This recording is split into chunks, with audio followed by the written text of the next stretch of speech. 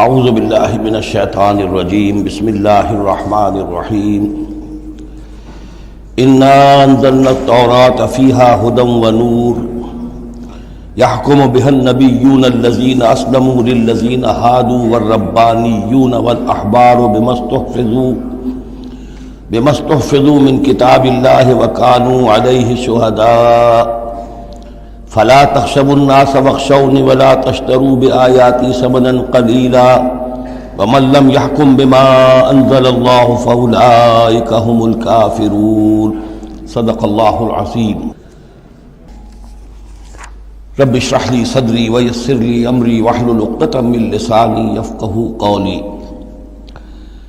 اللهم ربنا ألهمنا رشدنا وأعذنا من شرور أنفسنا اللہم وفقنا لما تحب وترضى آمین یا رب العالمین۔ سورہ مائدہ کا یہ 7واں رکوع جو اب ہم پڑھنے لگے ہیں اور جو حسن اتفاق سے 7 ہی آیات پر مشتمل ہے،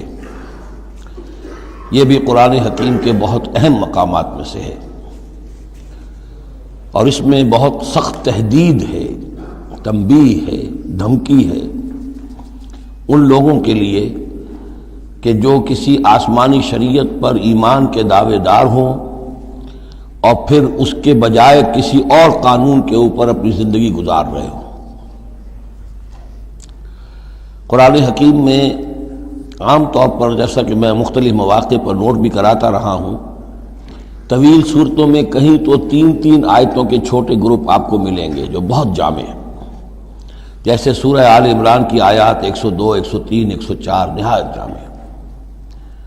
اسی طریقے سے ابھی سورہ مائدہ کے اندر بھی ایک اور مقام آئے گا 3 آیات پر مشتمل، نہایت جامع۔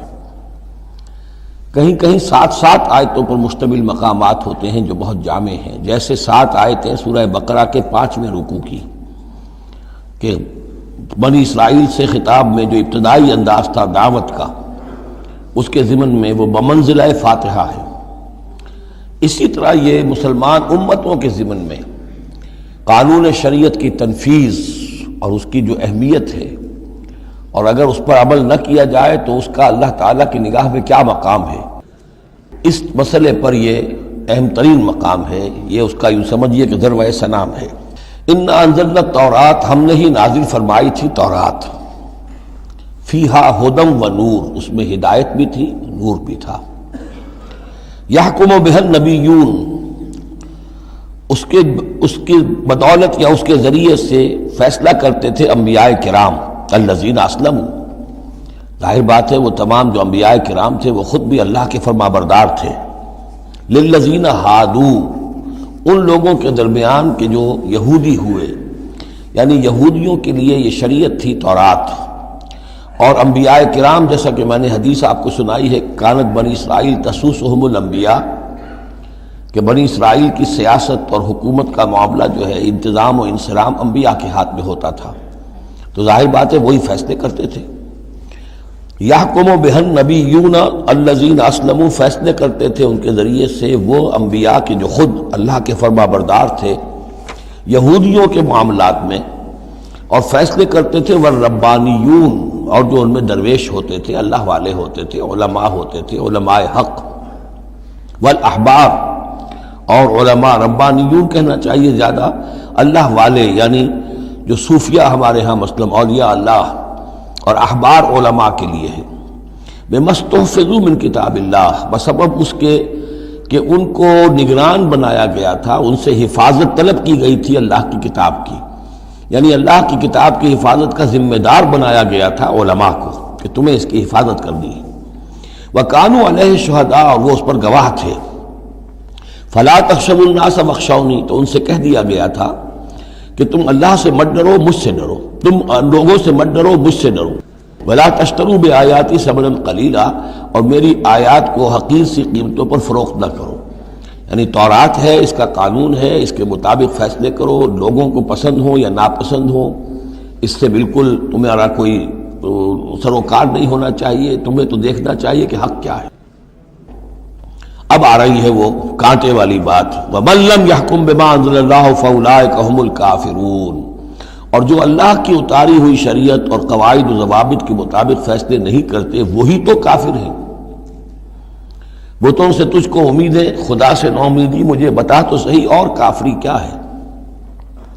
وَكَتَبْنَا عَلَيْهِمْ، اور ہم نے لکھ دیا تھا ان کے ذمے، واجب کر دیا تھا ان پر، فیہا اس کتاب میں، تورات میں، ان نفس بالنفس،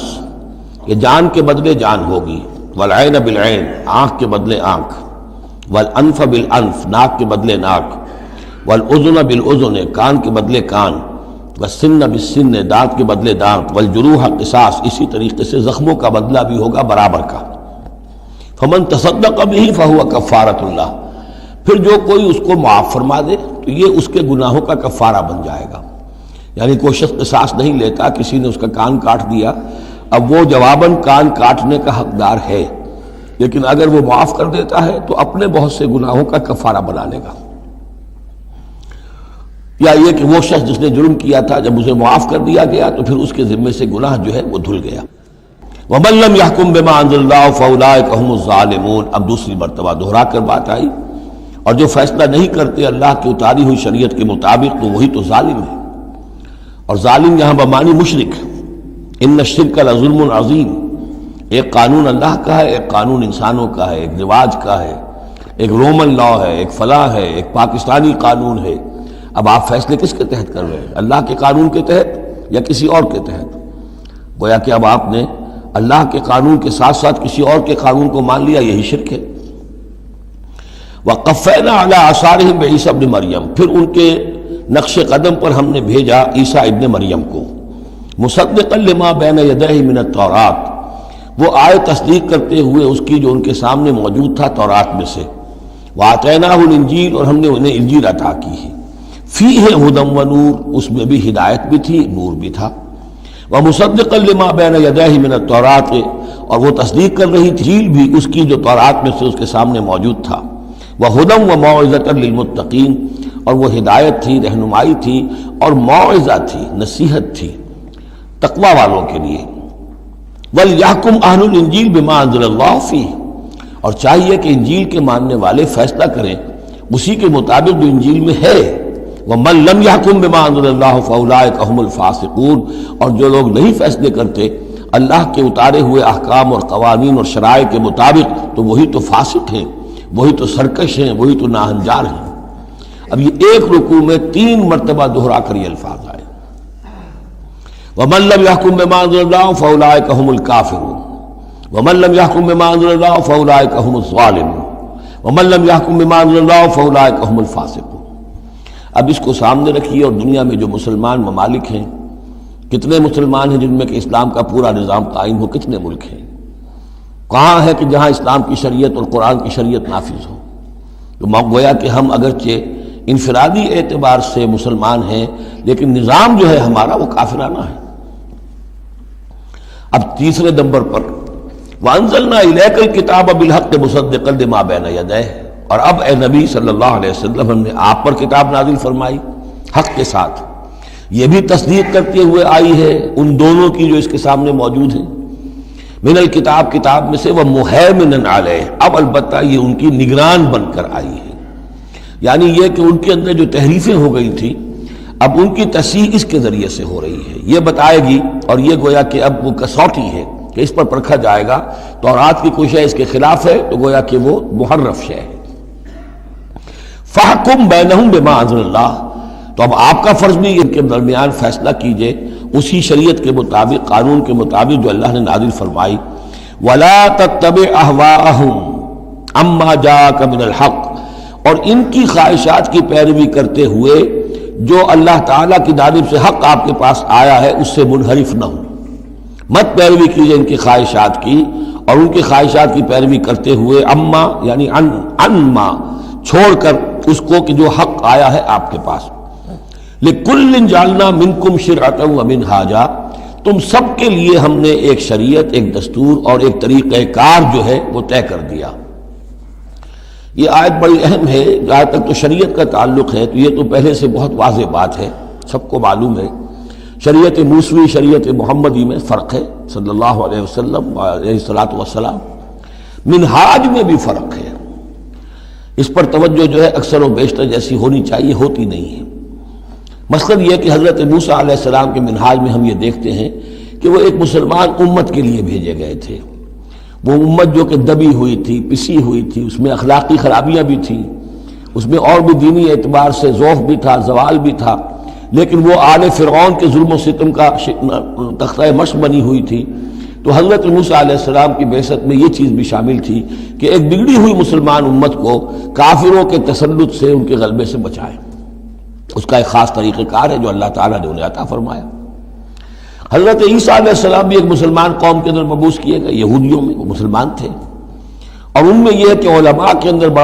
بہت سا فتور پیدا ہو چکا تھا، بڑا فساد آ چکا تھا، اخلاقی، روحانی، ان کے معاشرے کے اندر گراوٹ تھی، دین کے صرف ظاہری احکام اور دین کے صرف قانونی اور ظاہری پہلو کے اوپر توجہ رہ گئی تھی، مقاصد دین، روح دین جو ہے وہ نگاہوں سے اوجھل ہو گئی تھی۔ تو اس اعتبار سے حضرت مسیح علیہ السلام کے لیے اللہ تعالیٰ نے ایک خاص منہاج جو ہے، خاص طریقہ کار انہیں عطا فرمایا۔ محمد الرسول اللہ صلی اللہ علیہ وسلم کو بھیجا گیا جو بالکل مشرک تھے، ان پڑھ تھے، کسی نبی کے نام سے بھی ناواقف تھے سوائے حضرت ابراہیم کے، اور وہ بھی نبی کی حیثیت سے نہیں، اپنی جد امجد کے طور پر،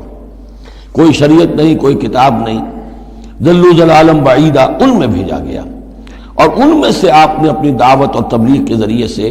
ایک عظیم جماعت برپا کی صحابہ کرام کی، اس کو حزب اللہ بنایا، ایک پارٹی بنایا،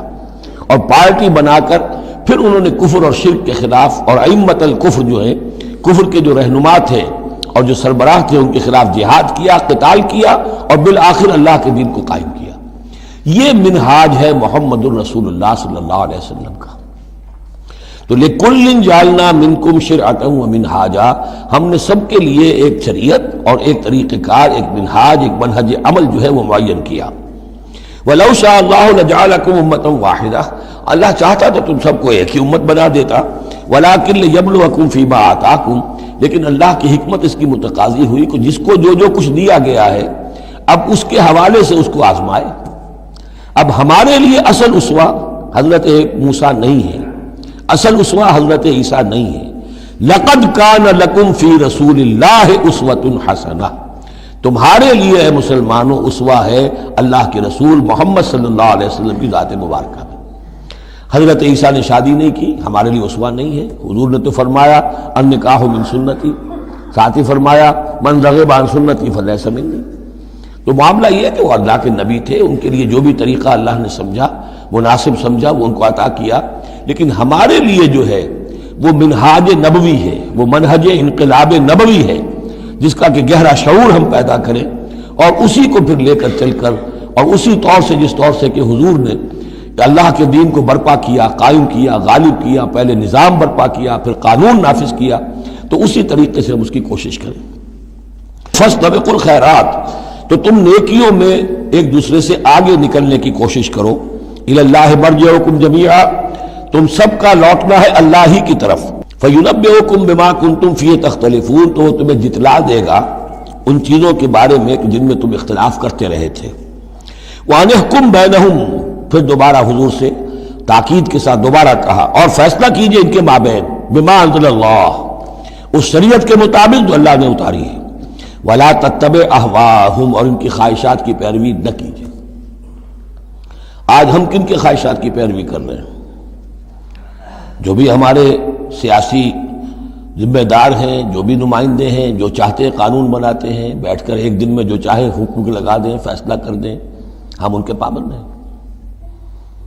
ہم تو ان کی پیروی کر رہے ہیں، اللہ کے حکم کی پیروی تو نہیں کر رہے،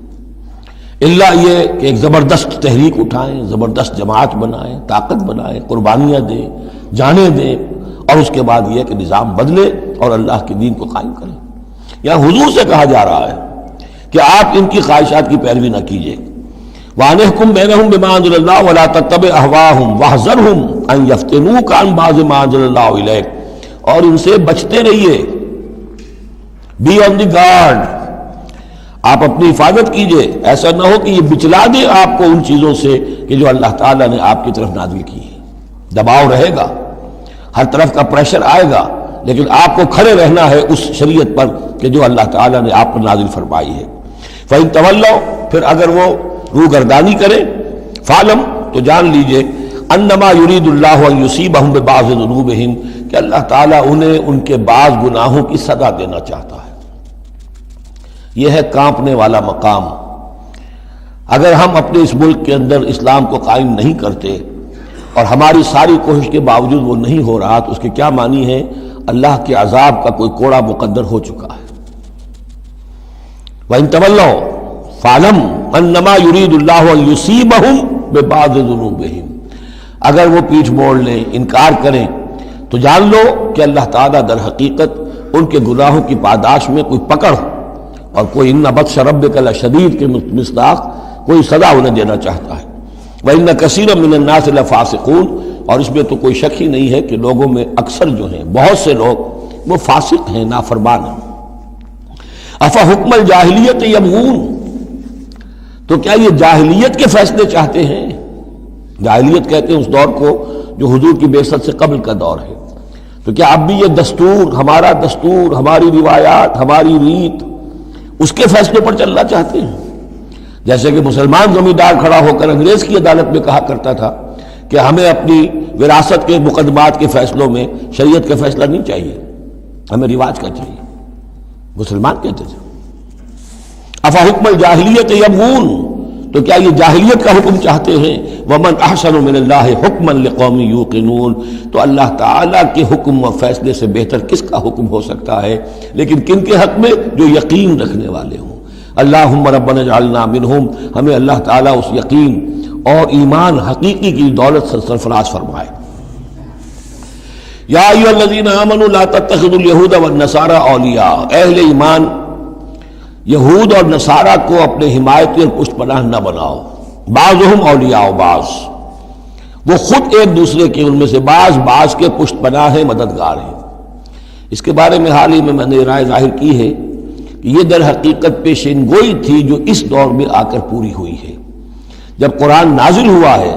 تب تو صورت وہ تھی جو ہم پڑھ آئے ہیں کہ اغرینا بینہم العداوۃ والبغضاء الی یوم القیامہ، ہم نے تو ان کے مابین دشمنی اور بغض پیدا کر دیا، دشمنی رہی ہے شریر ان کی آپس میں، اور کچھ تو خون ہوتا رہا ہے۔ لیکن یہ کہ ایک پیشن گوئی تھی جو پوری ہوئی ہے اس صدی میں آ کر۔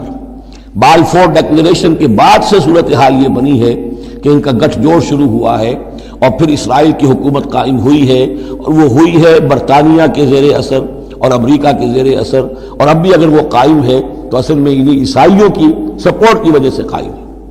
وہ عیسائی سپورٹ کیوں کر رہے ہیں؟ کہ ان کے ممالک کی ساری معیشت کو یہودی جو بینکرز ہیں انہوں نے قابو میں کیا ہوا ہے۔ تو اب ان کا گٹھ جوڑ جو ہے وہ اس درجے ہو چکا ہے، آپس میں گتھ گئے ہیں کہ ان کی مالیات ساری عیسائی ممالک کی مالیات پر قبضہ ہے یہودیوں کا، لہذا اس کو ان کی ساری سپورٹ جو ہے ملٹری سپورٹ وہ یہودیوں کو حاصل ہو رہی ہے۔ یا ایھا الذین آمنوا لا تتخذوا اليہود والنصارى اولیاء، مت بناؤ یہودیوں اور عیسائیوں کو اپنے حمایتی اور پشت پناہ۔ بعضهم اولیاء بعض، وہ ایک دوسرے کے مددگار ہیں۔ ومن یتولہم منکم، اور جو کوئی تم میں سے ان سے دوستی رکھے گا، ان سے پیکٹ کرے گا، ان سے اپنی حمایت تلاش کرے گا، فإنہ منہم، وہ انہی میں سے شمار کیا جائے گا۔ پھر ہم اسے مسلمان نہیں سمجھیں گے، ہماری نگاہوں میں پھر وہ یہودی اور نصرانی ہے۔ ان اللہ لا یہدی القوم الظالمین، اللہ ایسے ظالموں کو ہدایت نہیں دیتا۔ آج ہماری جو ہے اکثر ممالک کی پالیسی کدھر جا رہی ہے اور قرآن کا فتویٰ کیا ہے اس پر وہ آپ کے سامنے آ گیا۔ فَتَرَى الَّذِينَ فِي قُلُوبِهِم مَرَضٌ، تو تم دیکھو گے ان لوگوں کو جن کے دلوں میں روگ ہے، یُسَارِعُونَ فِيهِم، انہی کے اندر گھسنے کی کوشش کرتے رہتے ہیں۔ لے جاؤ کشمیر کا مسئلہ، پھر بھاگو UN کی طرف، پھر جاؤ فلاں اور پھر فلاں اداروں میں، وہیں سے معاملات طے کرواؤ۔ گویا کہ ساری ہماری بھاگ دوڑ تگو دو جو ہے پھر یہی ہے کہ انہی کے اندر تَرَى الَّذِينَ فِي قُلُوبِهِم مَرَضٌ، کیوں؟ اس لیے کہ دلوں میں روگ ہے، نفاق ہے۔ ایمان ہو، اللہ پر اعتماد ہو، اللہ پر یقین ہو، اللہ سے خلوص اور اخلاص ہو تو یقین ہوگا اللہ مدد کرے گا ہماری۔ ان تنصروا اللہ ینصرکم، پھر آپ لڑ جائیں گے، بھڑ جائیں گے۔ جب وہ روگ ہے، اللہ پر اعتماد نہیں، خود اللہ کے ساتھ مخلص نہیں، توقع نہیں کہ اللہ مدد کرے گا، تو اب رہ گیا UN اور امریکہ بہادر۔ فَتَرَى الَّذِينَ فِي قُلُوبِهِم مَرَضٌ يُسَارِعُونَ فِيهِم، وہ تو انہی کے اندر گھستے رہتے ہیں، کوشش کرتے رہتے ہیں۔ یقولون نخشى ان تصیبنا دائرہ، اب وہ کہتے یہ ہیں کہ ہمیں اندیشہ ہے کہ کوئی گردش زمانہ جو ہے اس کی ہم پر جو ہے کوئی مصیبت نہ آ جائے، ہم اس کے لیے ان کا سہارا لیتے ہیں۔ فعسى الله ان ياتي بالفتح وامر من عنده، ہو سکتا ہے کہ اللہ تعالیٰ جلد ہی فتح لے آئے یا اپنے پاس سے کوئی اور ایسا فیصلہ ظاہر فرما دے، فیصبحوا علی ما اصروا فی انفسهم نادمین، کہ پھر جو کچھ وہ اپنے جیوں میں چھپائے ہوئے ہیں اس پر انہیں نادم ہونا پڑے۔ انہیں معلوم ہو جائے گا کہ جن پہ تکیہ تھا وہی پتے ہوا دینے لگے، پتہ چل جائے گا کہ وہی سب ہیں کہ جو اصل دھوکہ دے رہے ہیں کہ جن پر ہم نے سارا تکیہ رکھا تھا۔ وَيَقُولُ الَّذِينَ آمَنُوا هَؤُلَاءِ الَّذِينَ أَقْسَمُوا بِاللَّهِ جَهْدَ أَيْمَانِهِمْ، اور اس وقت پھر اہل ایمان کہیں گے کہ یہ وہ لوگ ہیں کہ جو قسمیں کھا کھا کر کہا کرتے تھے اِنَّهُمْ لَمَعَكُمْ کہ وہ تمہارے ساتھ ہیں، حَبِطَتْ أَعْمَالُهُمْ فَأَصْبَحُوا خَاسِرِينَ، ان کے تمام اعمال حبط و اکارت ہو جائیں گے اور وہ خسارے والے بن کر رہ جائیں گے۔ اب آ رہی ہیں وہ تین آیتیں جو میں نے عرض کیا ہے کہ یہ تین آیتیں اہل ایمان کے لیے، وہ اہل ایمان کے جو جد و جہد میں مبتلا ہو گئے، اللہ تعالی ہمیں بھی توفیق دے سب کو کہ کمر کسنے کے اللہ کے دین کو غالب کرنا ہے، اللہ کی شریعت کو نافذ کرنا ہے، ہمیں ظالم اور فاسق اور کافر کی حد سے نکلنا ہے، ہم پر اس کا فتویٰ نہ لگے اللہ کا، اس کے لیے جو ہے محنت کرنی ہے۔ اب محنت کرتے ہوئے ظاہر بات ہے کہ پھر بعض مراحل ایسے بھی آ جاتے ہیں کہ مشکلات ہوتی ہیں، مصائب آتے ہیں، تکالیف آتی ہیں۔ اگر اس مصیبت اور مشکل اور تکلیف میں آدمی کے قدم لڑکھڑانے لگے اور وہ کچھ پسپائی اختیار کرنا شروع کرے، تو یہ جو ایک نفسیاتی کیفیت ہے، جو لوگ اس میں مبتلا ہو گئے ہوں، یہ ان سے تین آیتیں ہیں خطاب کرنے والی اہم ترین۔ یا ایھا الذین آمنوا من یرتد منکم عن دینہ، اے ایمان والو جو کوئی بھی لوٹ گیا تم میں سے اپنے دین سے، فسوف یاتی اللہ بقوم، تو ان قریب اللہ تعالیٰ تمہیں ہٹا کر ایک ایسی قوم کو لے آئے گا، یحبہم، جنہیں اللہ محبوب رکھے گا، وَيُحِبُّونَهُ، اور جو اسے محبوب رکھیں گے،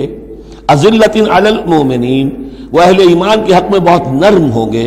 أَعِزَّةٍ عَلَى الْكَافِرِينَ، کافروں پر بہت بھاری ہوں گے، جو جاہدون فی سبیل اللہ کی راہ میں جہاد کریں گے، وَلَا يَخَافُونَ لَوْمَةَ لَائِمٍ، اور کسی ملامت کرنے والے کی ملامت کا کوئی خوف نہیں کریں گے۔ اب یہاں چونکہ لفظ یرتدہ آ گیا ہے تو ایک ارتداد ہے قانونی ظاہری، ایک شخص اسلام کو چھوڑے کافر ہو جائے، یہودی ہو جائے، نصرانی ہو جائے، ہندو ہو جائے، یہ تو قانونی مرتد ہے۔ ایک ارتداد ہے الٹے پاؤں پھرنا شروع کر دینا، پسپائی اختیار کرنا۔ اوپر تو اسلام کا لبادہ ہے، لیکن پہلے جد و جہد میں لگے ہوئے تھے، محنتیں کر رہے تھے، وقت لگا رہے تھے، ایثار کر رہے تھے، انفاق کر رہے تھے، بھاگ دوڑ کر رہے تھے، اب کوئی آزمائش آئی ہے، ٹھٹک کر کھڑے رہ گئے ہیں۔ کلما عدا لہم مشوا فیہ واذا اظلم علیہم قاموا، اور نہ صرف کھڑے رہ گئے ہیں بلکہ اب کچھ پیچھے ہٹ رہے ہیں۔ یہ جو ایک کیفیت ہے، تو فرمایا کہ تم یہ نہ سمجھو اللہ تمہارا محتاج نہیں ہے، تم اللہ کے محتاج ہو، تمہیں اپنی نجات کے لیے اپنے اس فرض کو ادا کرنا ہے۔ اگر تم نے پسپائی اختیار کی تو اللہ تمہیں ہٹائے گا اور کسی اور قوم کو لے آئے گا، کسی اور کے ہاتھ میں اپنے دین کا جھنڈا تھما دے گا۔ یا ایھا الذین آمنوا من یرتد منکم عن دینہ فسوف یاتی اللہ بقوم، اللہ لے آئے گا کسی اور قوم کو، یحبہم۔ اب یہ جو تین جوڑے آئے ہیں، اللہ ان سے محبت کرے گا، وہ اللہ سے محبت کریں گے۔ اللہم ربنا اجعلنا منہم، اہل ایمان کے حق میں بہت نرم ہوں گے، ہو حلقہ یاراں تو بریشم کی طرح نرم، اور رزم حق و باطل ہو تو فولاد ہے مومن، عزت علی الکافرین، کافروں پر بہت سخت ہوں گے۔ یہی بات آئی ہے پھر سورہ فتح کے اندر بھی، اشداء علی الکفار رحماء بینہم، آپس میں بہت رحیم اور شفیق، کفار پر بہت سخت۔ تیسرا جوڑا یجاہدون فی سبیل اللہ، اللہ کی راہ میں جہاد کریں گے، ولا یخافون لومۃ لائم، ان کے رشتہ دار، ان کے دوست کہیں گے کیا ہو گیا، دماغ خراب ہو گیا تمہارا، تم فینیٹک ہو گئے ہو، تمہیں اولاد کا خیال نہیں، تمہیں اپنی مستقبل کی فکر نہیں، ان کی پرواہ نہیں کریں گے۔ پھیرا نہیں واپس کوئی فرمان جنوں کا، اور تنہا نہیں لوٹی کبھی آواز جرس کی، خیریت جاں راحت تن صحت داماں، سب بھول گئی مصلحتیں اہل ہوس کی۔ اس راہ میں جو سب پہ گزرتی ہے سو گزری، تنہا پس زندہ کبھی رسوا سر بازار، کڑکے ہیں بہت شیخ سرے گوشہ منبر، اور برسے ہیں اور گرجے ہیں بہت اہل حکم بر سر دربار۔ چھوڑا نہیں غیروں نے کوئی ناوی کے دشنام، چھوٹی نہیں اپنوں سے کوئی طرز ملامت۔ اپنوں سے کوئی طرز ملامت، چھوڑا نہیں غیروں نے کوئی ناوی کے دشنام، چھوٹی نہیں اپنوں سے کوئی طرز ملامت، اس عشق نہ اس عشق پہ نادم ہے مگر دل، ہر داغ ہے اس دل میں بجز داغ ندامت۔ ذالک فضل اللہ یؤتیہ من یشاء، یہ کردار ہے، یہ جوڑے جو ہیں تین دو دو لفظوں کے جوڑے، دو دو ترکیبیں ہیں، ان کو اچھی طرح ذہن نشین کریں اور دعا مانگیں اللہ سے، اللہ ہمیں اس کردار کو عملاً اختیار کرنے کی توفیق دے۔ ذالک فضل اللہ یؤتیہ من یشاء، یہ اللہ کا فضل ہے، وہ دیتا ہے جس کو چاہتا ہے، واللہ واسع علیم، اللہ بہت وسعت رکھنے والا ہے، یعنی اللہ کے فضل کے خزانوں میں کمی نہیں ہے۔ اگر تم اپنے بھائیوں کو، دوستوں کو، عزیزوں کو، ساتھیوں کو، رفیقوں کو دیکھتے ہو کہ اللہ کا بڑا فضل ان پر ہوا ہے، کیسے کیسے انہوں نے مرحلے سر کر لیے، کیسی کیسی بازیاں جیت لی ہیں، تو اللہ سے فضل تلاش کرو، اللہ تمہیں بھی ہمت دے گا، اس لیے کہ اس دین کے کام میں اس قسم کا رشک جو ہے وہ پسندیدہ ہے۔ حضرت عمر کو تھا نا خیال، کیونکہ ایک خاص وقت میں اس وقت ان کے پاس دولت کافی تھی، جب غزوہ تبوک کے لیے حضور نے کہا ہے کہ انفاق کرو، انہوں نے سوچا کہ آج میں ابو بکر سے بازی لے جاؤں گا، اس لیے کہ آج کل کاروباری لوگوں کے پاس کبھی وہ ہوتی ہے کیش جو ہے، نقد سامان کچھ ہوتا ہے، کبھی نہیں ہوتا، سارا معاملہ کریڈٹ پہ گیا ہوا ہے، لیکن یہ کہ اس وقت ان کے پاس تھا تو انہوں نے کہا کہ آج تو میں بازی لے جاؤں گا، لیکن حضرت ابو بکر جو کچھ تھا وہ سب لے آئے اور حضرت عمر آدھا لے کر آئے تھے، تو حضرت عمر نے کہا میں نے جان لیا ابو بکر سے آگے کوئی نہیں بڑھ سکتا۔ تو اس معاملے میں فاستبقوا الخیرات، نیکیوں میں، خیر میں، بھلائی میں ایک دوسرے سے آگے نکلو۔ انما ولیکم اللہ ورسولہ، تمہارا ولی تو اصل میں اللہ ہے، اس کا رسول ہے، تمہارا دوست، پشت پناہ، حمایتی، رازدار جو ہونے چاہیے اللہ نمبر ایک، رسول نمبر دو، والذین آمنوا، اور اہل ایمان۔ کفار سے، یہود سے، نصارہ سے، ہندوؤں سے، کسی اور سے دلی دوستی یہ ایمان کے منافی ہے۔ اگر دین کی غیرت ہوگی، اللہ اور اس کے رسول کی حمیت دل میں ہوگی تو دلی دوستی نہیں ہو سکتی۔ انما ولیکم اللہ ورسولہ والذین آمنوا، الذین، اور یہ اہل ایمان کون سے اہل ایمان؟ میرے اور آپ جیسے اہل ایمان نہیں، وہ اہل ایمان الذین یقیمون الصلاۃ ویؤتون الزکاۃ وہم راکعون، جو نماز قائم رکھتے ہیں، زکوٰۃ دیتے ہیں جھک کر۔ یہاں راکعون کا مطلب یہ ہے کہ رکوع کرتے ہیں، وہ صحیح نہیں ہے، یہ زکوٰۃ دینا اس لیے کہ ہم پڑھ چکے ہیں سورہ بقرہ میں کہ سب سے بڑھ کر انفاق فی سبیل اللہ کا مستحق کون ہے؟ للفقراء الذین احصروا فی سبیل اللہ، وہ لوگ کہ جو اللہ کے دین میں ہمہ وقت ہمتن لگ گئے ہیں، ان کے پاس اپنی معاش کے لیے وقت نہیں ہے، وہ ہے سب سے بڑھ کر مستحق۔ ظاہر بات ہے وہ فقیر اس معنی میں تو نہیں ہے کہ جھک کر آپ سے مانگیں گے، انہیں تو آپ کو جھک کر دینا ہوگا، آپ انہیں دیں اور وہ قبول کر لیں تو آپ ان کا احسان مانیے۔ وَيُؤْتُونَ الزَّكَاةَ وَهُمْ رَاكِعُونَ وَمَنْ يَتَوَلَّ اللَّهَ وَرَسُولَهُ، اور جو کوئی بھی اللہ اور اس کے رسول کے ساتھ دوستی قائم کر لے گا، والذین آمنوا، اور اپنا حقیقی دلی رشتہ انہی کے ساتھ قائم کرے گا جو اہل ایمان ہیں، فَإِنَّ حِزْبَ اللَّهِ هُمُ الْغَالِبُونَ، یہاں یوں سمجھیے کہ محذوف یہ ہے کہ پھر یہ حزب اللہ بن جائیں گے، اور سن لو کہ حزب اللہ ہی غالب رہنے والے ہیں۔ یہ شرائط پہلے پوری کی جائیں، یہ تمام معیارات جو ہیں ان پر پورا اترا جائے، پھر یقیناً اللہ تعالیٰ کا یہ وعدہ ہے فَإِنَّ حِزْبَ اللَّهِ هُمُ الْغَالِبُونَ، یقیناً پھر حزب اللہ جو ہے وہی غالب رہے گی۔